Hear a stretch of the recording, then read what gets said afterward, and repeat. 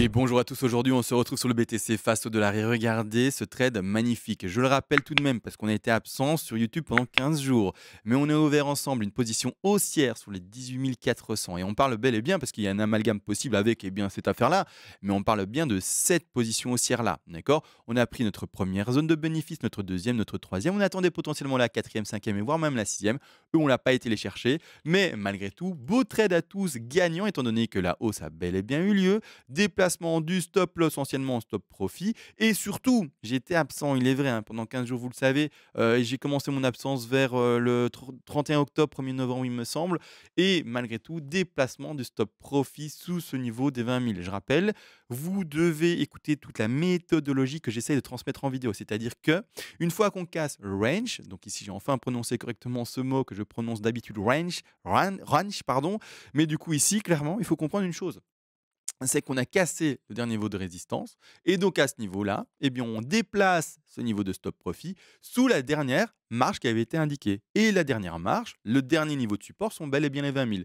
Après, réaction baissière, vous le voyez bien, fulgurante du BTC, on sort de sa position totale avec ce stop profit et donc tout le trade, il est gagnant sur cette dernière position. Félicitations à vous. Maintenant, tout l'enjeu, eh bien, c'est de passer à d'autres trades, d'ouvrir d'autres trades. Short pas ouvert, vous l'avez compris, on était sur un long, c'est-à-dire sur une position haussière de prise et de fini. Mais maintenant, il faut voir la suite, voir les rebonds possibles, voir quel trade on peut aller choper, etc. Malgré tout, là, du coup, il y a pas de trade engrangé. On reprend ensemble la vidéo et d'ailleurs, je ne sais pas si je l'ai dit, mais mon absence est due à quoi? En fait, elle est due aux rénovations de mon jardin. Je l'ai nivelé, je l'ai labouré, j'ai remis des partout, j'ai tout fait, mais ça m'a pris du temps. Du matin au soir, j'étais dedans. Et donc voilà mon absence expliquée après une journée complète dans le jardin alors qu'il faisait pas forcément super chaud. Je vous assure que reprendre encore, eh bien, le PC pour commencer à travailler, j'avais pas trop envie et donc voilà, chacun a sa petite vie et d'où mes explications complémentaires par rapport au stop loss et stop profit actuel. Maintenant ça chute et on va devoir analyser ça, d'accord? On le voit bien, le bottom, eh bien, c'était pas le bottom. Malgré tant d'indicateurs qui nous indiquaient le potentiel bottom avec le P-cycle, avec le H-ribbon, avec, que sais-je, il y en a tellement qui indiquaient un bottom potentiel. Eh ben non les gars, le bottom il est pas là, d'accord? Donc sortie de trade, c'est réglé. Rappelez-vous, attention, ça je veux quand même le dire, les investisseurs, et là, hein, c'est où je le dis, hein, et c'est ma phrase fétiche, hein, je tape pas avec un marteau sur le clou, mais avec une enclume, hein, c'est pour vous faire vraiment comprendre les choses et que cette phrase vous fasse en fait vous rappeler ce que j'explique. Mais on achète par palier de temps en termes d'investisseurs. Si à un moment vous êtes dit oui, mais Ashri, bon, ça, j'achète d'un coup sec mon investissement à 20 000, eh bien, vous allez le regretter en voyant maintenant le BTC à 15 000. Et vous allez peut-être le regretter en voyant le BTC à 13 000, 12 000, 11 000, 10 000, voire même peut-être moins. Donc c'est important de comprendre que personne ne lit l'avenir. Pas moi, pas vous et moi-même qui fait des analyses, achète en faisant du DCA, achète en faisant de l'achat par palier de temps. C'est-à-dire que toutes les semaines, tous les mois, j'achète du BTC. D'accord? Peu importe le prix de ce dernier, sans avoir la prétention de lire l'avenir. Et au contraire, ne mettre que des plans de trading en place. Maintenant que ça a été expliqué pour les investisseurs, continuez à acheter par palier de temps. Vous avez la démonstration là devant vos yeux. Pas plus compliqué, d'accord? Le BTC, c'est l'exemple parfait. Le bottom, on ne peut pas le déterminer. En tout cas, c'est très compliqué. Maintenant qu'on a dit ça, on repart pour le trading. La 2, du coup, dans une time frame plus grande. D'accord? C'est-à-dire que quand je prends la grande 2, là, je suis parti vraiment sur l'extrême grand degré. Eh bien, elle n'est pas finie. On la cherche ensemble et pour la trouver, on dessine ensemble une WXYZ. On avait peut-être trouvé le bas d'une Y, mais non, on fait une X et on continue en Z. Donc, on continue le travail ensemble, hein, d'accord, WXYZ, de cette manière-là. Et cette dernière Z, eh bien, il faut la travailler, d'accord, il faut la dessiner et il faut lui donner eh bien, un contexte en termes de vagues. Le contexte, ça va être soit une ABC en flat, par exemple, ou également une ABC en zigzag, ou d'autres configurations que je ne vais pas expliquer aujourd'hui parce qu'il me semble que c'est superflu par rapport, eh bien, à l'analyse d'aujourd'hui. Malgré tous ceux qui veulent toutes les définitions, toutes les explications, toutes les statistiques, tous les retracements, tous les Fibonacci, toutes les extensions, bref, eh bien, rappelez-vous, vous pouvez également faire des donations à la chaîne pour aider, eh bien, à la chaîne d'être premièrement complètement libre et indépendante. Vers les premiers paliers de donation, eh bien, vous recevrez ce PDF qui est écrit par mes petites mimines et qui reprend tout. Donc vous aurez tout, les Fibonacci, extensions, retracements, les exceptions, bref, tout. Et également vers les paliers les plus élevés, vous aurez encore et toujours ce PDF en disponibilité, mais également la possibilité de me demander une analyse à la demande sur l'actif spéculatif de votre choix et je le ferai en vidéo YouTube pour vous le plus rapidement possible. avec plan de trading et plan d'investissement. Maintenant que tout est dit, on repart dans l'analyse. Et donc, moi, ce que je vais privilégier pour le moment sur notre petit BTC, c'est une configuration en ABC. Vous voyez, A, B, C, zigzag, avec un sous-décompte qu'on maintient, qu'on garde en WXY avec la dernière Y ici en rose pâle, et bien simplement A, B, C, une figure qu'on a travaillé ensemble pendant maintenant plus d'un mois. Mais voilà, là, il faut que je fasse ma dernière jambe baissière de C. On va regarder les objectifs de C et de Z. D'ailleurs, je vous spoil un tout petit peu. Mes objectifs, là, sur le BTC, sont assez drastiquement bas, c'est-à-dire aller rechercher les prix qui vont des j'ai pas envie de le dire tellement ça va faire mal, mais des 13 000 à 9 000 $, d'accord? Peut-être plus bas, mais en tout cas, moi, c'est ma grosse box ici et je vais vous montrer pourquoi. Premièrement, on va travailler cette dernière ABC-ci. ABC, bien entendu, 5 vagues, d'accord? Pour la dernière C. Cette dernière vague va peut-être se construire de cette manière-là, en 1, en 2, en 3, en 4 et en 5, d'accord? En impulsif classique, en ending diagonale, peu importe, en 5 vagues. Ça, il va falloir pouvoir s'amuser à la décompter. Pour le moment, d'ailleurs, je n'engage pas de trade dessus. Je vais regarder le rebond qui est en train de s'effectuer, etc. Et le trade que je vais peut-être engager en termes de short, c'est-à-dire position baissière, va se faire sur les 50 à 61,8% de Fibonacci de rebond. Et donc, c'est-à-dire, va se faire normalement sur ces niveaux de prix-là. Maintenant, je tempo un peu et je regarderai comment est-ce que ça se passe, mais va se faire ce niveau de prix-là. D'accord? Si j'ouvre un short, c'est pas encore maintenant, c'est plus tard. Et si ça crache maintenant et qu'on n'atteint pas ce niveau, tant pis pour moi, j'aurai pas ce short-là. D'accord? Donc, c'est la vie et c'est ainsi. Donc ici, trade gagnant et on ose espérer arriver là-dedans, repartir à la baisse et après de nouveau un second trade gagnant. Également, c'est vrai, il y a tout de même un trade encore plus large qui voyait le bottom possible et donc là, celui-là, il est perdant, hein. On a été chercher le stop loss et c'est fini, hein. Celui qui jouait un bottom possible sur des TP beaucoup plus élevés, c'est fini. Tu es sorti. De toute façon, heureusement qu'il y a le risk management et donc tu as perdu ce que tu avais prévu de perdre, c'est-à-dire par exemple 1 ou 2% de ton capital trading total et pas plus. Donc ça, c'est fait, c'est réglé. Mais tout de même, pourquoi est-ce que j'explique cette box-là? Parce qu'on peut très bien partir sur une 1, 2, 3, 4, 5 qui ne serait pas finie maintenant.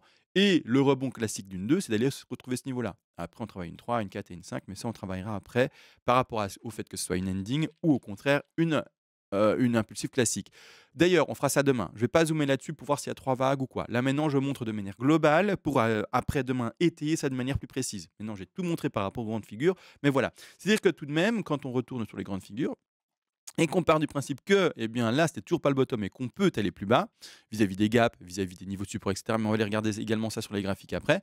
On prend notre Fibonacci d'extension, on le place sur le top de A, en tout cas la racine, le bas de la A, le top de B, d'accord, pas profondeur de figure, hein, vraiment là où ça se termine la B. Et les objectifs d'après, parce qu'on a déjà atteint les 61,8, les 100, ce sont les 123 et 161,8% de Fibonacci. Donc je mets ici, l'objectif d'après, 123, pardon, ici, et également 161,8. Ça, c'est l'objectif de la C. Malgré tout, vous le voyez, donc ici, vert, hein, d'accord? Quand on vend, on prend des bénéfices en bas comme ça, d'accord? Donc ici, vert. Vert, d'accord? Mais malgré tout ici, vous allez voir que ces objectifs sont plutôt faibles. C'est-à-dire que ça va nous donner un objectif possible vers les 14 500 ou voire même vers les 12 900. Mais quand on va sur le degré plus grand, et vous allez voir que d'ailleurs, ma WXY, je l'indique de cette manière-ci, je la trouve plus propre. Même si j'ai un peu du mal à la décompter, je la trouve quand même plus propre de cette manière-là. Donc je vais la laisser en W, rebond de X, Y, rebond de Z, de X, pardon, et puis dernière Z, d'accord? Je la laisse comme ça, je la trouve plus propre par rapport à mon décompte précédent. En tout cas, voilà, c'est plus harmonieux, donc je la laisse comme ça. Mais de toute manière, nous, on se travaille là-dessus. Et l'objectif de la Z sont également, je rappelle également, hein, c'est important, 61 800, 123 et 161,8% de Fibonacci pour la Z. Donc on prend la racine, le bas de la W et on va directement en fait à la dernière X. Chut, dernière X là-bas. Donc quand on regarde, 61,8, on y est. Donc ça explique peut-être en fait ce rebond actuel vers les 15 900. Ensuite, l'objectif suivant, ça va être les 100, d'accord? Et les 100 se retrouvent à ce niveau-là. Et moi d'ailleurs, ces 100-là sont un très très bel objectif qui se retrouve ici aux alentours des prix des 12 000. En plus, on a également l'objectif, et vous allez voir que celui d'après est très beau aussi, hein, tout simplement. Donc vraiment, j'ai envie de croire à ces objectifs beaucoup plus bas qui vont retrouver les 10 000 et 9 000. Après, on a également les 9 000. C'est pas les 9 000, c'est les 161,8, mais qui se retrouvent à quel prix, pardon? Les 7 500. Donc on peut aller là-bas en bas, hein. Arrêtez de dire: «Mais CMA, tu fais du FIR maintenant, tu veux nous faire, du FUD et cetera». Non, c'est juste l'analyse technique. On ouvrira un short, on prendra des TP et ça, c'est le plan de trading. Je ne suis pas en train de dire qu'on va d'office à 7 000, je ne suis pas en train de dire qu'on va à 4 000. Je suis en train de dire: la chute et donc le futur short qu'on va ouvrir, on prendra des bénéfices là Et c'est un bénéfice potentiel. Donc arrêtez d'être émotionnel, d'accord? Ça, c'est important de le comprendre et de l'entendre. Un plan de trading, c'est point. On prend des zones de bénéfices et c'est tout. Mais du coup, vous allez me dire: «Mais CM1, regarde, en fait, du coup, les objectifs de C, donc les 2 premiers objectifs qui sont indiqués ici, bah, corrèlent pas du tout avec l'objectif ici des 12 000, avec l'objectif des 10 000, avec voire même peut-être l'objectif des 7 000. Effectivement, et à partir de ce moment-là, personnellement, je verrai une extension sur C, une intention peut-être trop forte et qui va déformer en soi, défigurer la C, d'accord? Elle va faire comme vous avez compris, elle va se faire écraser complètement et se faire étaler sur le graphique et aller rechercher peut-être les objectifs ici de 12 000, de 10 000 ou voire même encore des 8 000 et 7 000 ou plus bas pour, eh bien, ceux qui veulent avoir encore plus bas. Maintenant, ça sont les objectifs. On va quand même ensemble vite regarder un graphique simple, c'est-à-dire qu'on va aller sur un graphique où il n'y a rien du tout, que dalle, nada. On va premièrement aller sur le BTC ici, en futur, et c'est-à-dire voir finalement les différents gaps. On a, ou en tout cas on avait précédemment, deux gaps. Un ici à 17 300 et un à 18 000. Ils sont comblés, d'accord? Ceux qui ne comprennent pas le mot gap, ça veut dire en fait un creux, c'est-à-dire un saut sur le cours. Et pour en visualiser un facilement et rapidement, bah celui-ci par exemple. Vous voyez, il y a un creux dans le cours. Tant qu'il n'est pas comblé, c'est-à-dire que le cours ne va pas le rattraper, eh bien ce gap n'est pas comblé, d'accord? Et là maintenant, par exemple, il a été comblé à droite. Mais il y a d'autres gaps plus bas qui, eux, ne sont toujours pas comblés. Le cours s'arrête là, d'accord? À 15 000 pour le moment. Mais on a des gaps qui s'introduisent plus bas. Vous voyez ici. Et pour vous montrer quelques gaps, on a un gap qui est ici, d'accord, aux alentours des prix des 11 200 $ pour donner un exemple. Et on a un autre gap qui est un autre gap, pardon, qui est beaucoup plus flagrant à ce niveau-ci, d'accord, qui est aux alentours des prix, eh bien, des 9 700 et 9 800. Et voire même, il est un peu plus large parce qu'on doit rentrer dans des time frames plus petites pour pouvoir le visualiser plus correctement. Je vais faire ça en 2 secondes si j'y arrive, ici, voilà. Et en fait, il est un peu plus large. Le gap s'introduit plus précisément de là, en fait, des 9 600 à un peu plus haut, donc cette mèche-là, ici, des 9 800. Donc, on a encore, malheureusement, pour ceux qui ne veulent pas l'entendre, eh bien, la capacité d'aller chercher là-bas en bas. Je rappelle également ça, je l'avais beaucoup dit quand on dessinait tous ces gaps-là à l'époque pendant le dernier bull run, de l'année 2019 à 2000, ça s'est arrêté quand le bull run? À l'année 2021, je vous disais, bah, les gaps, rappelez-le, et en conscience que un gap a 8 chances sur 10 d'être comblé. Et vous voyez bien que finalement, avec les années qui avancent, bah, les gaps se font combler, quoi. D'accord? Et petit à petit, on les comble tous, là, quasiment. Alors attention, je crois qu'il y a des gaps encore plus bas. Il faut vraiment s'attarder dessus, mais je crois qu'il y a des gaps qui sont vraiment beaucoup plus bas. Il y a un micro gap ici à 7000. Il n'a pas été comblé par après, non. Mais il est petit. Après, encore une fois, quand interpréter un grand d'un petit gap, c'est une question d'appréciation. Donc, il n'y a pas à faire de oui, mais ça, c'est un petit gap, ça, c'est un grand. Il y a un gap point barre. On observe le gap, c'est tout. Il y a un gap. Et ce gap a tout comme n'importe quel autre gap, 8 chances sur 10 d'être comblé. Donc, on peut très bien aller chercher ici, encore une fois, ce micro-gap là. Je dis micro, mais peu importe. On devrait dire plus précisément ce gap. Point. Il n'y a pas de micro, grand, petit. Et il y a un gap à 7006. D'accord? Par exemple. Il y a peut-être des gaps plus bas, hein, j'en sais rien. Mais heureusement pour nous, il y a 8 chances sur 10. Donc, c'est-à-dire qu'il y a 2 chances sur 10 qui ne se fassent pas combler. Après, est-ce que c'est heureusement pour nous? Comme je le rappelle, moi, je fais du DCA, j'essaie de par palier de temps. Et peu importe où le prix va, j'ai pas peur. Moi, j'accumule du BTC. Et s'il va à 7000, ben, j'accumulerai avec la même somme toujours plus de BTC. D'accord? Moi, ce que je regarde, c'est mon compteur en BTC qui monte et pas mes dollars. Je m'en fous des dollars. D'accord? On a tous compris. Le dollar dévalue. Moi, ce que je veux, c'est le BTC. D'accord? L'euro dévalue. Moi, ce que je veux, c'est du BTC. Je regarde plus l'euro et le BTC. Enfin, le dollar et l'euro. En soi, moi, j'ai maintenant évolué dans le fait que bah, le dollar et le BTC, j'ai compris que c'était perdu d'avance. J'en ai pour payer mon loyer, etc., par exemple. Hein, vous savez, les crédits, etc., à la banque. Mais c'est tout, d'accord? Je ne le vois pas comme waouh, je veux avoir plein de dollars, je veux avoir plein d'euros. Non, je préfère avoir plus de BTC que d'euros, par exemple, hein. D'accord? En tout cas, comme, valeur pour un peu me réfugier. De cette manière-là, de toute manière, on va repartir maintenant sur également un autre graphique encore un peu plus vide. Hop, ici et regarder ensemble rapidement les gros niveaux, eh bien, de support et de résistance qu'il y a eu, par le passé et où est-ce qu'on en est maintenant. Là où on en est maintenant, d'ailleurs, c'est nulle part. C'est-à-dire que quand je prends une ligne horizontale, je vais mettre le bottom là, d'accord? Le bottom s'arrête pour le moment nulle part. C'est-à-dire qu'il n'y a pas de vrai niveau de rebond ici ou de résistance. Là, il y a rien comme niveau de résistance et cetera. Le niveau de résistance est plus bas et là, oui, bah, voilà, on a des petits trucs mais c'est pas ouf non plus, d'accord? Où sont du coup les vrais niveaux de résistance? Et c'est très visuel ce que je vais faire, vous pouvez le faire aussi, mais du coup, prends une petite flèche, Je retire l'élément quand même parce que c'est ennuyeux. Je prends ici un petit brush. Les gros niveaux de mouvement de prix, je vais les engager devant vous. Bon, ben, il y en a un ici, d'accord? Pas mal de niveaux de prix ici. On a eu précédemment également, bah, d'office, là on le voit, hein, c'est, plus que simple, mais ce niveau aussi, d'accord? Et après on en a eu quelques-uns aussi qu'on peut extrapoler là, voilà, de cette manière-là. Je prends tout ça ici et donc là. Donc ça nous donne une box moyenne, globale, d'accord? Qui va aller prendre des gros niveaux de prix à partir de ces tops-là, d'accord? Et ce top-ci ici également, jusqu'au plus bas par rapport aux box précédentes ici et également par rapport aux prix qui sont ici, d'accord? Donc grossièrement, globalement, on peut mettre ici ce niveau-là.